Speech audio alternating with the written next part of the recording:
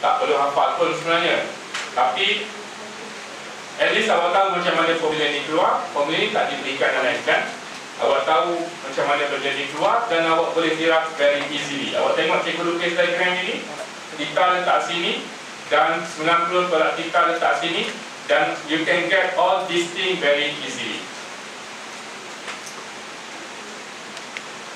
Okay, so apa yang cikgu baru cerita dekat awal ini adalah nota nombor 2, iaitu hubungan di antara fungsi trigonometrik bagi sudut theta dengan sudut pelengkapnya 90 tolak theta. Jadi formula nombor 1A sampai ke formula F ini awak tak payah hafal. Nampak macam overwhelming, banyaknya, takkan nak kena hafal. Tak payah hafal, awak faham bagaimana benda itu dikeluarkan. Ada apa-apa soalan sampai di situ? Ada apa-apa soalan sampai di situ? Tak ada? Tak ada? Okey, cikgu terus continue ajar dulu. Nanti kita akan tengok soalan. Poin yang keempat, poin yang ketiga.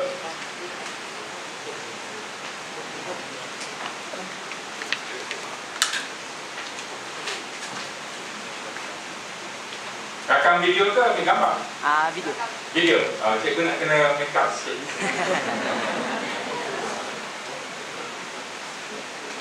Nombor 3, iaitu kita tengok poin nombor 3, dia panggil trigonometric ratios of special angles. Jadi dalam nilai theta yang berbagai-bagai, ada 3 sudut yang kita panggil sebagai special. Dia ni istimewa sikit, iaitu special angle ada 3, 30 darjah, 60 darjah dan 45 darjah. Jadi kalau soalan yang keluar melibatkan sudut-sudut ini, most likely dia akan beritahu tanpa menggunakan calculator. Jadi dia tak nak awak tekan calculator. Dan awak kena dapatkan dia punya ratios itu by your own. Dan benda itu boleh dibuat dengan mudah jika awak tahu kaedah dia, untuk 3 sudut yang istimewa ini. Tanpa menggunakan calculator, awak boleh cari dia punya trigonometric ratios untuk special angle. Okey, mari kita tunjuk bagaimana benda itu dihasilkan. Yang pertama, kita akan buat untuk 2 sudut yang pertama, 30 dan 60. Awak lukis satu segitiga sama sisi. Cuba lukis dekat kertas masing-masing. Segitiga sama sisi. Segitiga sama sisi, of course, sudut dia adalah 60, 60 dan 60. Sisi dia letak nilai 2, 2 dan 2.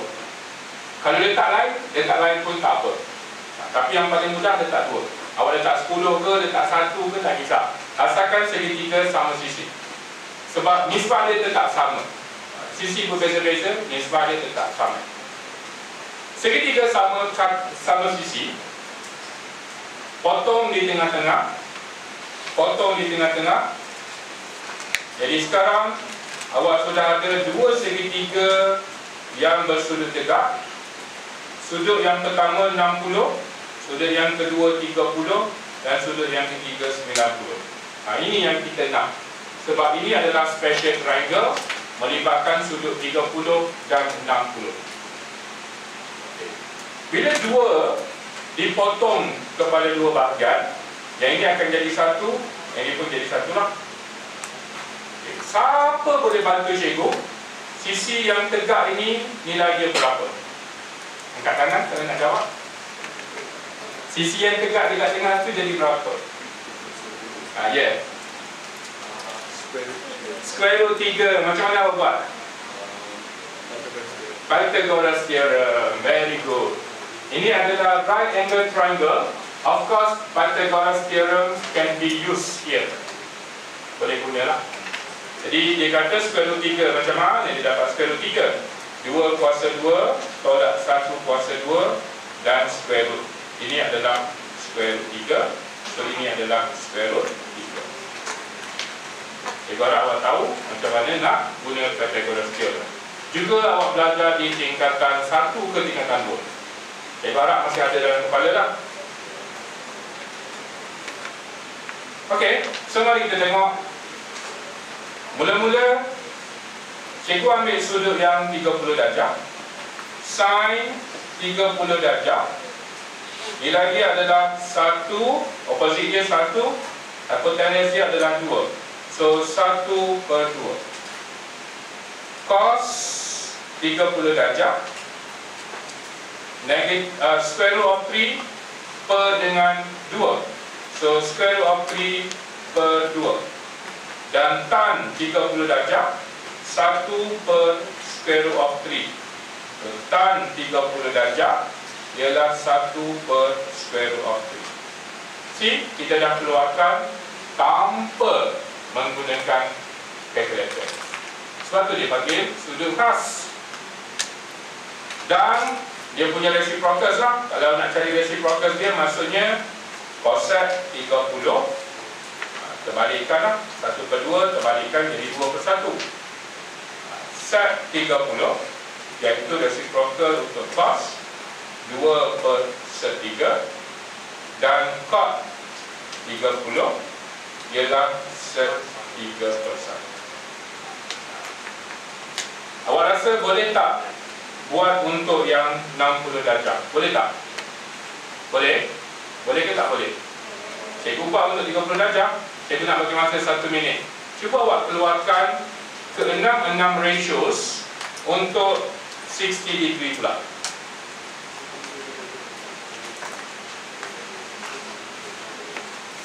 Cuba buat dekat kertas masing-masing. Senaraikan ke-6 ratios ini berdasarkan triangle yang awak lukis sendirilah, sebagaimana yang cikgu lukis di depan.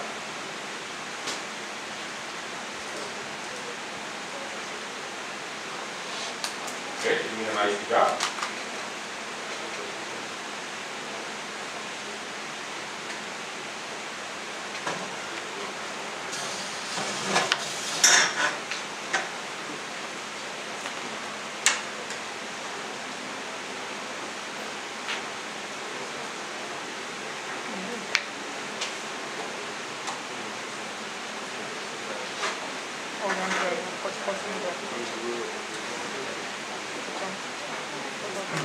Siapa nak share jawapan dia dengan cikgu?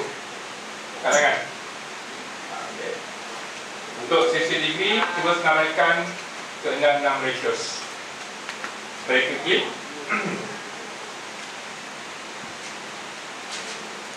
Kita nak tahu apa sin 60.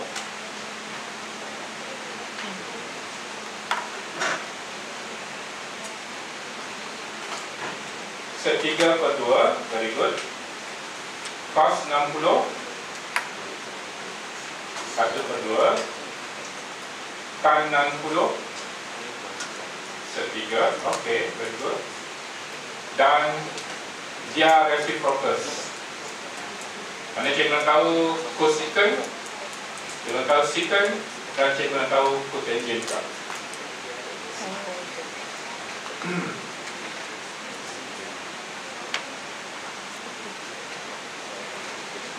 Okay.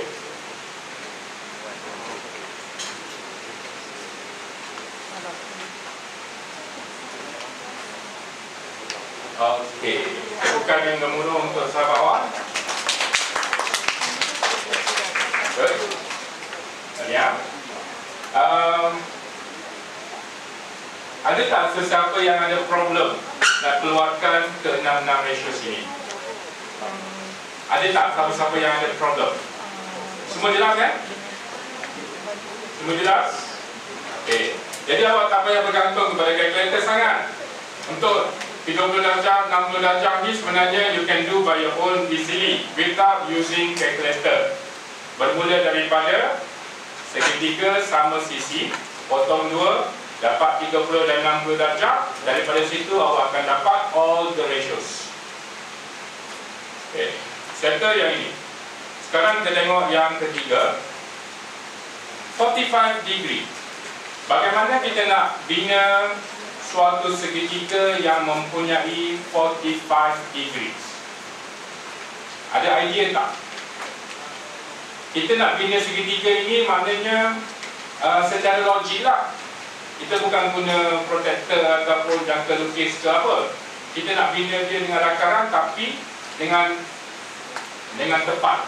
Macam mana kita nak? Yes. Same length.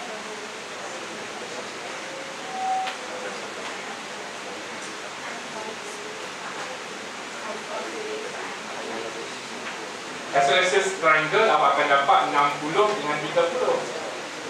Tapi tak dapat 45. Okay. Square. Okay, then square then potong 2. Ya, betul. Okay, tanya kepada siapa nama? Rafiq Imratul. Okay, tanya Imratul. Tapi idea dia mudah Imratul dia kata bina satu segi 4 yang sama sisi, bukan segi 3 sama sisi. Awak beritahu tadi isosceles triangle kan? Isosceles triangle itu untuk yang tadi. Jadi ini kita panggil square. Bina satu square. Square ini of course semuanya 90 darjah. Awak potong 2 diagonally. Potong dekat diagonal ini, kat penjuru. Awak akan dapat 45 degree dan 45 degree dan of course right angle triangle. So ini yang awak nak. Sisi yang boleh letak apa-apa. Cikgu letak kat sini satu, cikgu letak dekat sini satu. So dekat tengah-tengah ni adalah square root of 2. Guna teorem Pythagoras lah. So awak boleh keluarkan, siapa nak keluarkan 6 ratios? Okey, dia angkat tangan. Orang lain angkat tangan cepat Siapa nak volunteer angkat tangan? Cikgu nampak yang angkat dulu, cikgu bagi dia lah. Okey, listkan 6 ratios yang untuk 45 degree. Ya. Pen tu dia ada button. Kalau awak tekan button tu dia akan jadi pemadam.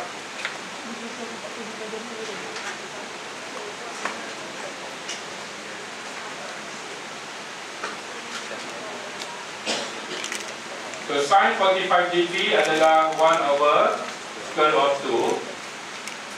Cos 45 degree juga 1 over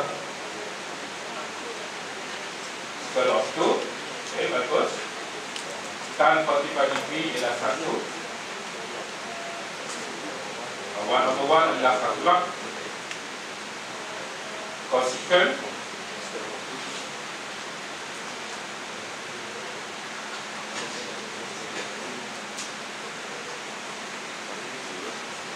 dan yang terakhir cotangent 45 degree adalah 1. Tepukan gemuruh. Okey. Ada apa-apa tak nak tanya kepada pelajar? Boleh tak awak memorize sikit je? Yang penting awak tahu cara nak keluarkan benda ni. Awak memorize 2 diagram yang perlu dilukis. Iaitu diagram apa ni? Diagram apa ni? Segitiga sama sisi. Okay, segitiga sama sisi.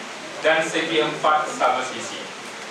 Dia segitiga sama sisi untuk hasilkan 30 dengan 60. Segi 4 sama sisi untuk hasilkan 45 darjah. Okey, jadi satu lagi sebelum kita tengok soalan, saya nak explain satu perkara lagi, iaitu sin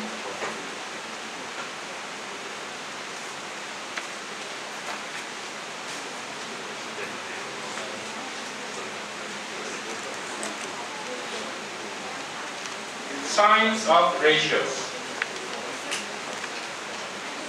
Iaitu simbol kepada nisbah Figo, sign of Figo ratios. Signs of Figo ratios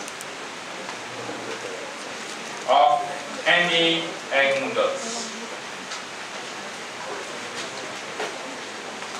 Yang ini tak ada dalam notak, saya guna explain freely. Saya guna awal sekali.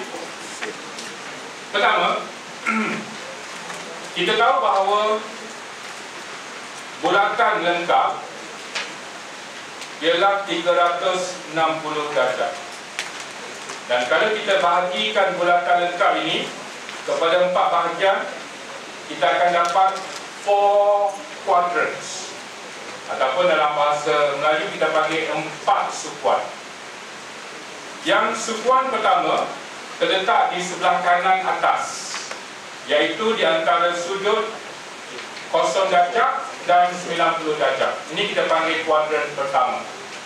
Kuadran kedua terletak di antara 90 darjah dengan 180 darjah di sebelah atas kiri. Kuadran ketiga di sebelah bawah kiri di antara 180 dan 270, dan kuadran keempat di antara 270 and 360 degrees. So all these quadrants sum up to 360 degrees. Jadi kita pecahkan kepada 4 bahagian. Okay. If you pick any angle, contohnya angle yang pertama terletak dalam kuadran pertama, cikgu pilih 30 darjah yang terletak pada kuadran pertama. Cuba awak bantu cikgu tekan kalkulator untuk sin 30 darjah. Cikgu nak tahu dia punya positif ke negatif saja. Cikgu tak nak hilang. Okey, sin 30 darjah dapat positif. Okey, sin awak dapat positif. Cos juga positif. Tan juga positif. Awak boleh tekan kalkulator dan verify.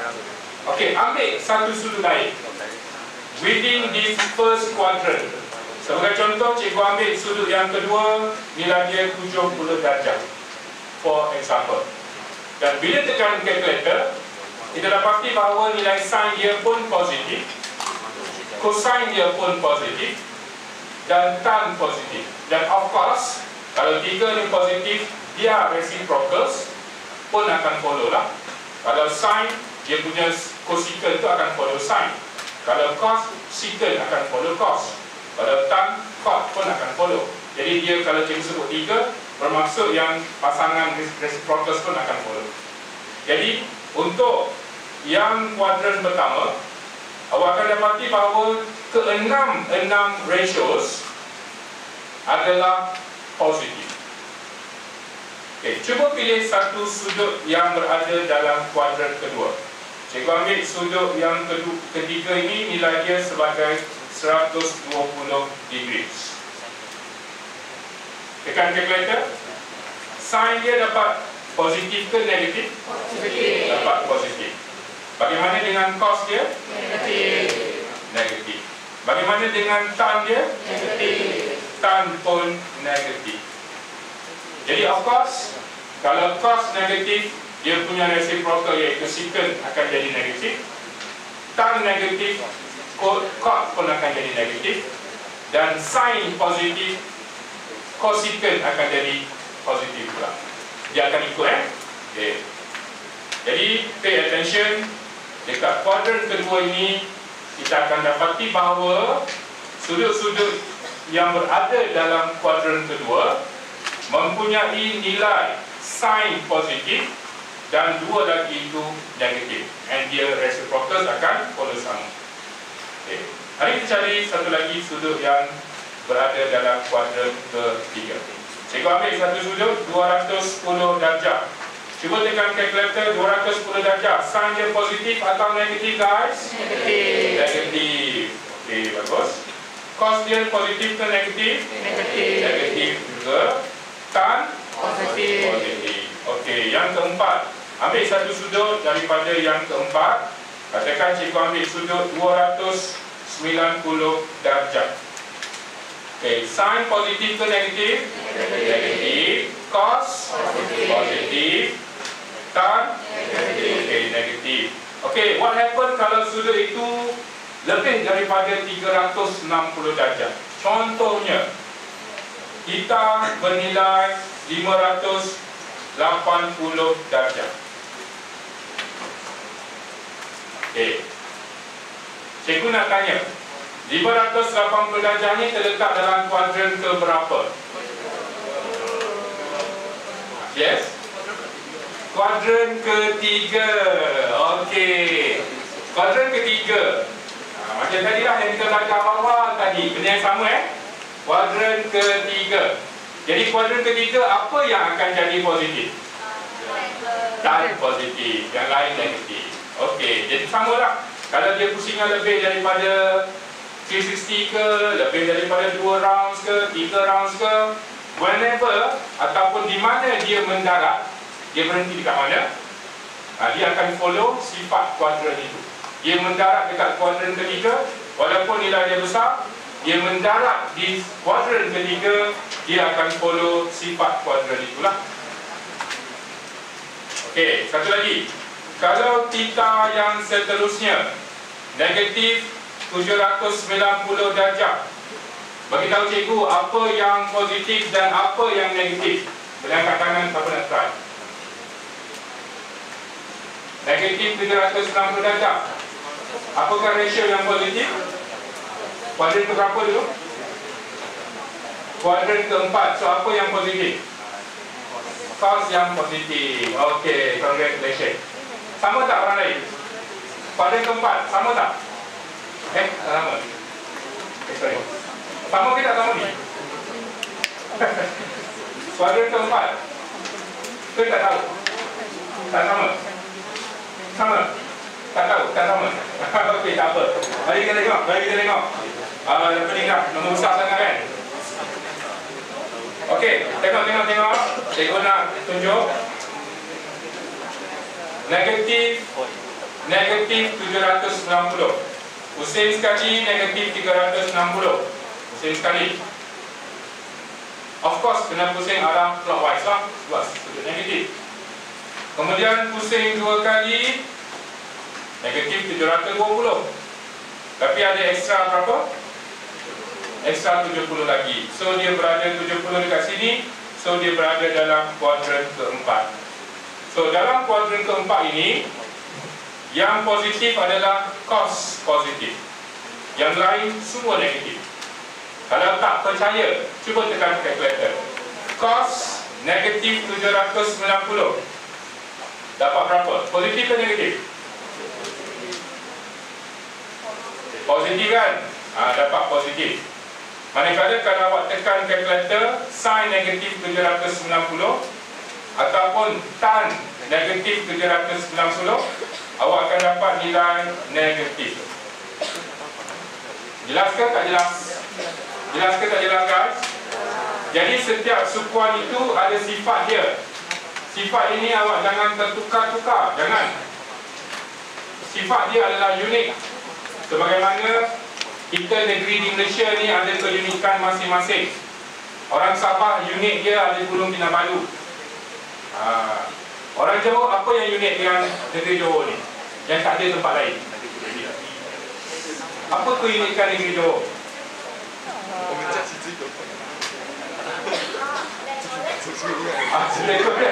Okey. Apa lagi yang tak ada dekat tempat lain tapi ada dekat Johor sahaja? Ada imasyari. Awak tahu tak? Dekat Johor ni, dekat Tanjung Piai, iaitu tanah besar Asia yang paling selatan. Tahu? The most southern tip of mainland Asia. Singapura tu memang lebih selatan lagi.